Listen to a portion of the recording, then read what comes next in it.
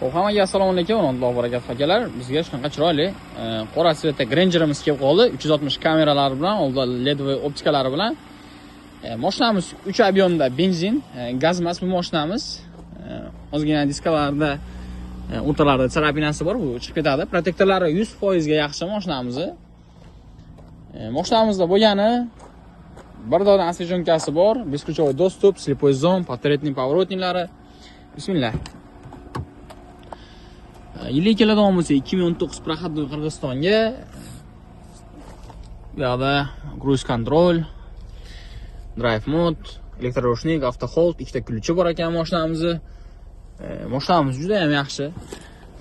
Chek yonib qolibdi, 213 ming yurgan, start stoplarda. 360 kameralari bilan.